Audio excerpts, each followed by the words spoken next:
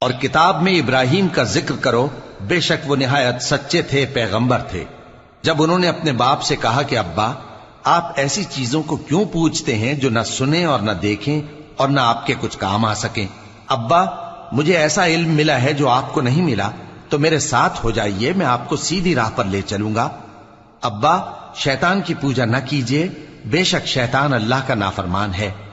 ابا، مجھے ڈر لگتا ہے کہ آپ کو اللہ کا عذاب آ پکڑے تو آپ شیطان کے ساتھ ہی ہو جائیں۔ اس نے کہا کہ ابراہیم، کیا تو میرے معبودوں کے خلاف ہے؟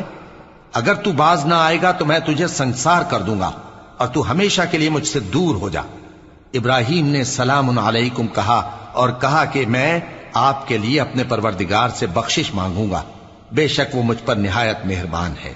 اور میں آپ لوگوں سے اور جن کو آپ اللہ کے سوا پکارا کرتے ہیں ان سے کنارہ کرتا ہوں اور اپنے پروردگار ہی کو پکاروں گا۔